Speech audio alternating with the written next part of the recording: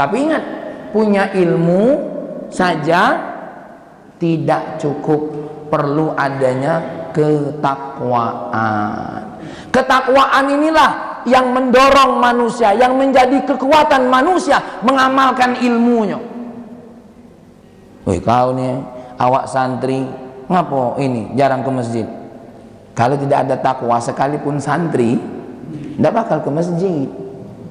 Sekalipun santri, ya, sekalipun ngaji, sekalipun banyak hafal hadis, ya, kalau tidak ada ketakwaan, tidak bisa mengamalkan ilmu. Maka selain ilmu, kata Imam Syafi'i, duo sikoknya adalah, tapi ini dari kampanye kan, agak di sini ada kampanye, aku ngomong duo lah juga. Tuh bisa paham duo, ya. Ketakwaan. Apa ketakwaan ini? Ketakwaan ini dua makna, cinta dan takut. Cinta atas apa yang dijanjikan oleh Allah, surgonya, pahalanya, angkat derajatnya. Mohon maaf ibu-ibu ini kalau tidak kata ketakwaan, aku yakin tidak bakal ke masjid ini. Karena yang dijanjikan oleh Allah itu tidak ketinggoan galau. Betul tak? Mana yang ketinggoan di antara kita? Tidak kata. Mana ujinya angkat derajat, buktinya aku masih jalan di bumi inilah. Iya juga ada. Apalagi mohon maaf ibu-ibu, kita ini kadang-kadang diuji oleh Allah. Sholatlah rajin, dengan tetangga yang jahat masih baik, puasa tak tinggal, ngapa hidup aku masih saronilah ya Allah. Itu juga diuji kadang-kadang, ya. Padahal memang yang namanya sholat itu tak kati urusan kayo, tak kati urusan miskin. Oke, aku tanya sama ibu. Ibu-ibu tuh kalau mandi sehari berapa kali? Ada tak mandi itu hubungannya dengan kayo dan miskin? Wong kayo mandi tak? Wong miskin? Mandi lah. Nanti hubungannya. Aku nih, ngapa kau tak mandi? Aku kan miskin. Loh, lucu, ya. Nah, nanti hubungannya itu tuh. Kau nih mulut kau busuknya, ngapa tak sikat gigi? Malum lah, wong saro. Lah. Nah, nanti hubungannya. Ibu-ibu kalau nengok rambutnya kusut disisir dak? Pakai dak alasan kayu atau miskin? Nggak ngerti. Ngapa kau nih dak pesisir rambut? Lagi buntu yuk. Nanti hubungan. Ini kadang-kadang alasan buntu lah tidak pesisir. Mohon maaf ibu-ibu, mohon maaf ini aku nih pakai ilusi apa pakai ilustrasi logika. Karena aku pernah ceramah, mohon maaf Mang Tabrani, Wak Tabrani, di daerah, aku tidak usah sebutlah nama daerahnya. Apa kata dia? Ustaz, tengok aku nih, aku nih tidak sholat lagi, alhamdulillah, kata dia. Wah, gitu. Iya. Ngapa kau tidak nengok orang yang sholat usahanya bagus juga? Iya. Tuh, saya bolak-balikkan saja. Ya, kalau nak nurutnya, Fir'aun melawan Allah, hebat. Korun melawan Allah, hebat. Lado galo contohnya ibu-ibu. Lado galo contohnya. Makanya urusan kita dengan Allah ini tidak kati urusannya penilaiannya dengan dunia. Siapa dia tuh? Wah Ustadz, tapi tidak masuk TV. Tidak kati urusannya. Ya, yang namanya menyampaikan dakwah ini mulai dari yang paling bawah sampai yang paling atas, sampai mulai yang punya ilmu bergelar sampai yang tidak punya gelar. Guru-guru kita tuh tidak kati gelar. Imam Ghazali tidak kati gelarnya, gelar akademisi, tidak kati. Tapi itulah kesungguhan dalam belajar. Makanya ibu-ibu ini ketakwaannya itu penting, dorongan. Oke. Kita ketika melihat anak kita jatuh, ibu gelisah, pengen nolongnya, pengen memberikannya kasih sayang. Itu namanya kekuatan. Dan itu bagian daripada ketakwaan. Mohon maaf, saya tidak contohkan dulu masalah ibadah. Seorang suami ketika dia gelisah nengok istrinya lah 2 hari tidak makan, nengok anak-anaknya 2 hari tidak makan, timbul tanggung jawab, gelisah dia melihat kondisi keluarganya seperti ini. Ini bagian daripada ketakwaan. Apa? Cinta. Aku sayang dengan bini aku sayang dengan anak-anak aku kasihan nengok mereka tidak makan ya Allah.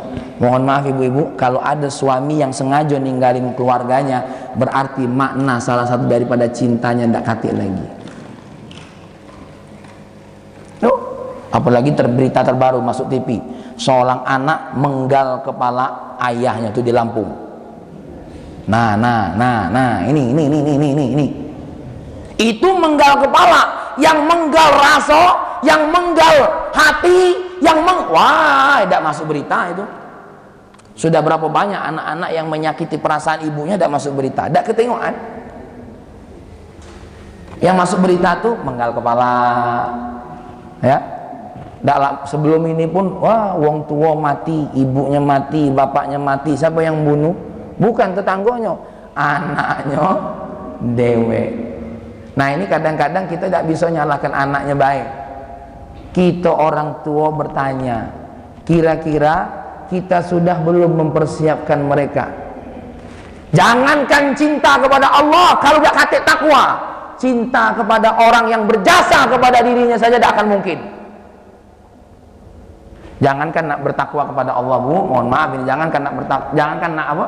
Nak mencintai Allah, jangankan nak mentaati Allah, mentaati perintah ibunya saja, mentaati perintah ayahnya saja, yang secara fisik terlihat, ini ibu saya, berapa banyak uratnya putus, berapa banyak tulang-tulang kecilnya hancur, itu saja dia tidak sanggup mentaatinya. Nak, tolong ke pasar bentar, ambil titipan ibu, aidam. Itu banyak, ya. Tapi insya Allah yang begitu-gitu itu sekali lagi bukan di daerah sini, bukan, ya. Ya, di daerah lain. Kalau di sini insya Allah tidak ada bedanya.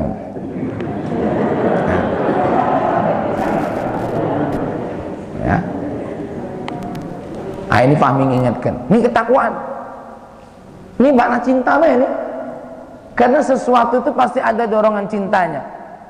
Ya, baru yang kedua, makna takwa tadi apa? Itulah rasa takut. Takut kualat dengan wong tua. Takut durhaka dengan Allah. Takut kalau Allah murka nerakanya. Takut Allah segera mengabulkannya. Dan takwa ini punya korelasi dengan ilmu. Melalui ilmu dia tahu ada beberapa azab yang akan disegerakan oleh Allah di dunia. Apa? Satu, di antaranya adalah uququl walidain, melawan orang tua. Itu diazab oleh Allah dengan segera. Yang kedua, Bapak Ibu, yang kadang-kadang disegerakan oleh Allah, kita zalim dengan wong yang tidak katik salah dengan kita. Dengan yang ada salah, kita tidak boleh menzaliminya. Apalagi orang yang tidak ada salah, sengaja kita menzaliminya. Awas, hati-hati. Nih, aku nak cerita dikit. Cerita ini sering disampaikan oleh para penceramah-penceramah lainnya. Dan ini cerita masyhur. Ada seseorang, mungkin ibu-ibu sudah dengar dari Ustaz Abdul Somad atau Ustaz yang lainnya. Ini cerita, ini masyhur. Cerita di mana tukang ikan balik kepengen nunjuk makan istrinya. Ketika dapat ikan, mohon maaf, namanya seorang ayah, ya tak bapak-bapak, kalau dapat rezeki itu ya tak, wah bahagianya nih, terbayang istri baca makan senang, ya tak, wah terbayang bahagia dalam dirinya, ada yang bisa dibawa ke rumah.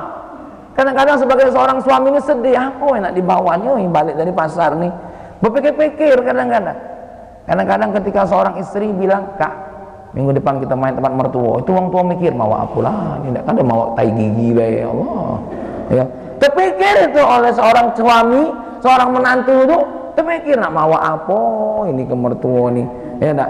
Dulu waktu sebelum nikah mawa semangko, mawa sate. Ma ini mertua lah ngomong, lalamu udah makan sate. Kadang-kadang menantu tuh ngomong, nyala beli dewek situ nah. Kadang-kadang terpikir tuh, terbawa, nah nak mawa apa nih? Begitu juga seorang suami ngomong sama istrinya, dek kita nak main ke rumah ibu yuk. Terpikir tuh istri itu, masak apalah. Kadang-kadang masak kita kuda lemak, mak mano. Terpikir. Nah itu contoh takwa, itu takut kan? Ada rasa takut. Sama seperti kita kalau kita punya ilmu itu seperti itu. Nah inilah kebahagiaan tadi bapak tadi yang dapat ikan tadi. Sampai di tengah jalan ada seorang raja. Seneng nengok iwaknya nih tadi kan. Dimintanya, nak dibeli beda boleh. Tapi karena dia punya kuasa, nengok iwak tadi diambilnya. Sedihlah ya. Siapa? Tukang ikan tadi. Penguasa tadi bawalah ikannya sampailah di kerajaannya. dia membahagiakan istrinya. Istrinya tidak salah, namanya juga dibawa suami, ya tak? Nah, dapat ikan. Ketika lagi megang-megang ikan tadi, digigitlah tangan raja tadi. Subhanallah ibu-ibu, ketika digigit oleh ikan tangan raja tadi, sakit tangannya. Diobati, harus diamputasi, dipotong lagi sampai sini. Nah, pas sampai sini, apa kata penasehatnya? Wahai raja, sebelum kita motong yang ketiga nak sampai sini, coba kita tanya dulu dengan ahlu hikmah, kata dia. Ahlu hikmah ini berkata, raja, coba kamu muhasabah diri, kira-kira apa yang engkau lakukan sebelum ini? Iya, kemarin digigit ikan. Nah, ikan itu punya siapa? Punya seseorang, aku ambil di tengah jalan dengan paksa. Nah, coba minta maaf dulu sama orang, dipanggil lah ibu-ibu. Wah, namanya juga wong desa ya, didatangi oleh apa?